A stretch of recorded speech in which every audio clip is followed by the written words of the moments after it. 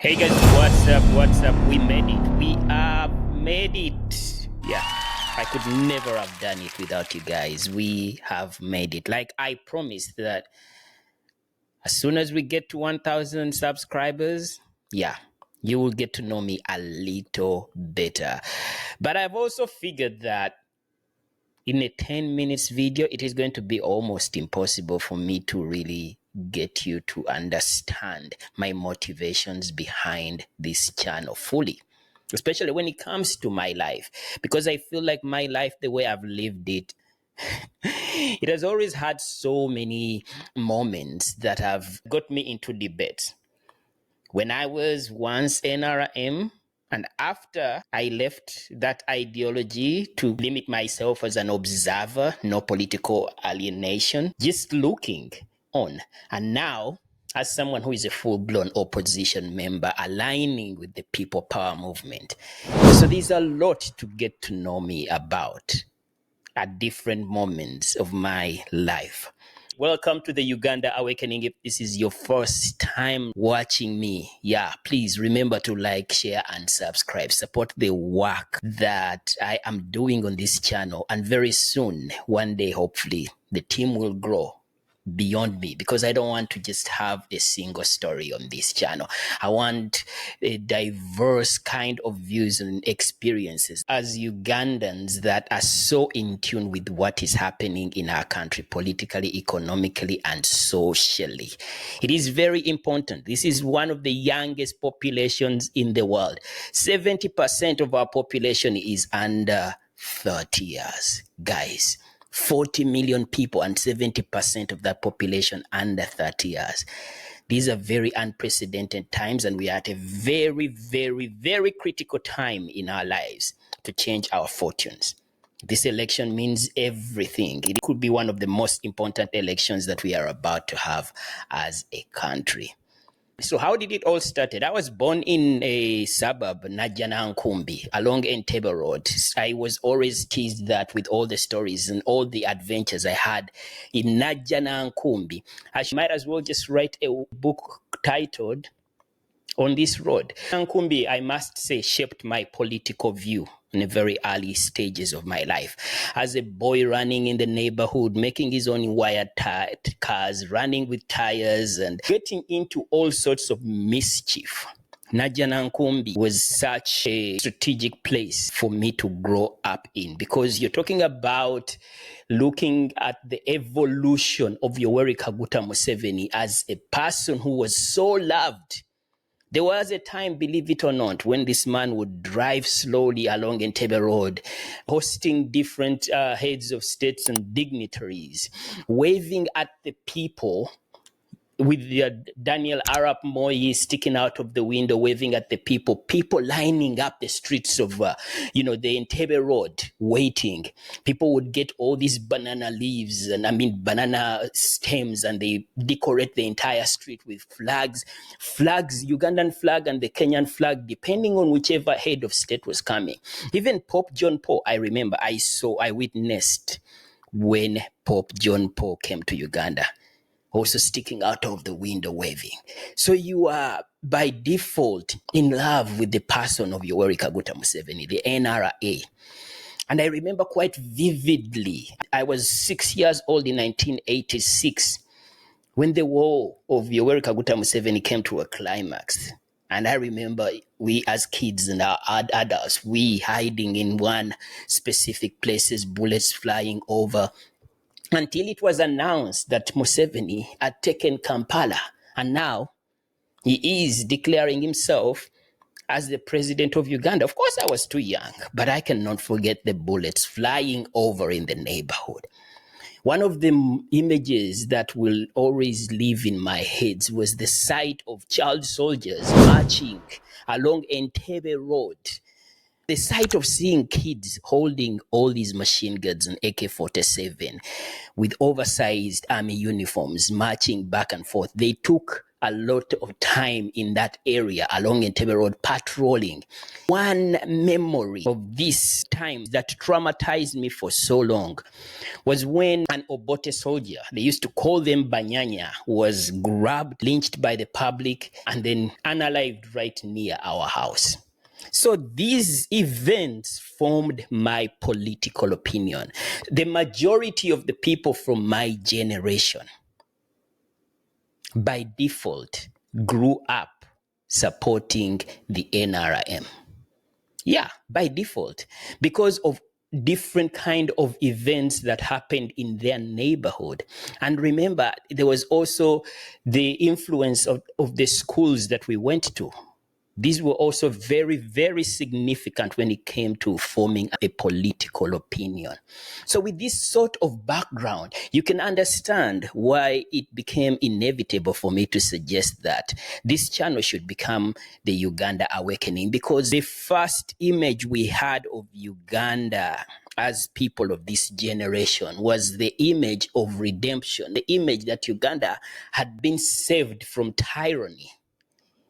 We were made to believe as a people growing up during those times that the only person that needs our support in rebuilding this country from the dark past was Yoweri Kaguta Museveni.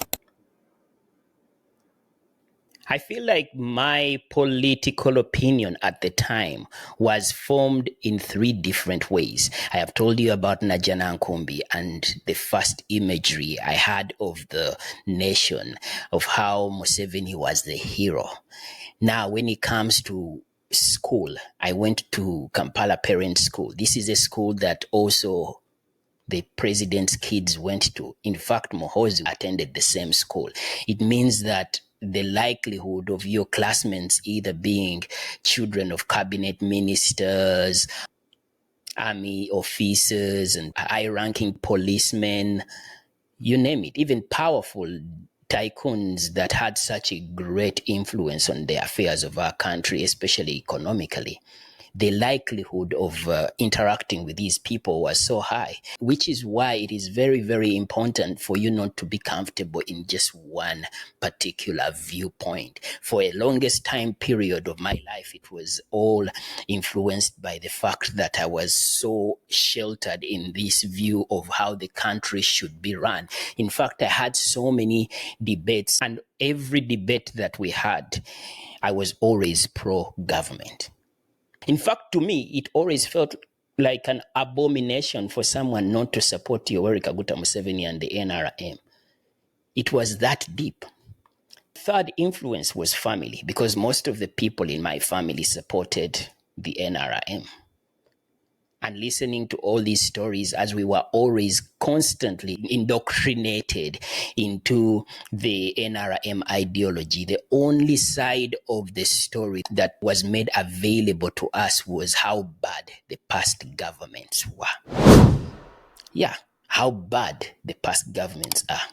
So if there is anything that you can take away from this video, especially when it comes to this quote of they will be known by their fruits. In fact, I feel like Robert Kyagulanyi Ssentamu made it a point to always remind us that judge people by their fruits. Watch them, what they do, what they are seeking to achieve. And that is how you're going to isolate them from those that are for the people and those that are not for the people.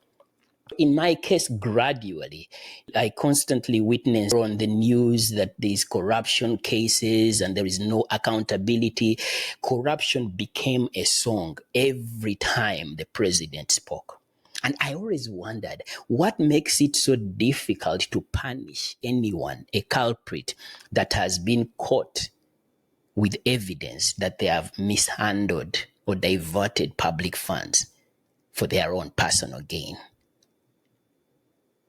It was always unreasonable for me to hear that, okay, this person has been implicated, but then they're only reshuffled to another ministry. Like the Jim Mohezis of this world. They get caught and they are reshuffled. The Mike Mukulas of this world, the Chogam, they get caught in that saga, they are just reshuffled. It always did not make sense. So this government always showed itself that the fruits that they are bearing when it comes to prioritizing service delivery, which, by the way, a great deal of ensuring that there is service delivery is addressing the corruption problem and empowering institutions to work properly. From the time I supported the NRM, I constantly witnessed how the institutions were becoming weaker and weaker. When Museveni set up the commission of inquiry led by Justice Sebutinde into the corruption of the Uganda police, the country was so relieved that finally there was someone out there that is going to make sure that these police officers are going to be handled in the best way possible, and that we will have a new force that adheres to the rule of law as per their mandate. But my goodness, what happened later on was the military now becoming the police. In fact, it has gotten worse ever since that commission of inquiry by Justice Sebutinde. So with all these fruits, I gradually understood that there has to be a time for me to revisit my understanding of what NRM stands for. Right now you're witnessing by your own eyes, you've seen how the police is not only ignoring the electoral laws by attacking supporters of Robert Kyagulanyi Ssentamu, imprisoning them, torturing them, analyzing them on the streets, together with the military. It does not even make sense to them that these people are holding up the national flag. They don't care. They really don't. So we judge these people by their fruits, which is why up to now it does not make sense to me that someone still feels that NRM is a party that they should still support, regardless of how much evidence is presented before us. If the standard of the NRM was to distinguish itself from the past leadership, the cruel leadership of Obote and Amin, how can we present this evidence that we are seeing to justify that these people are any different from whom they set out to overthrow and eventually succeeding to be in power for 40 years, only to come back full circle? Now you understand why this is the Uganda Awakening. The hypocrisy of the NRM, making every wrong that they commit look so good in the eyes of unsuspecting civilians. Yeah, this is going to be a series of videos because, like I say, you cannot really get to know me in just 10 minutes. So I'll see you in the next series of why I care about the state of the nation, Uganda, my country. Shoot me any questions. What do you want to know? Yeah, what do you want to know? Leave me a comment and let me know what you would like to know. And what do you think about this video? Should I come up with the next part to this video, or is this enough that you already now know who I am? Let me know what you think. Bye.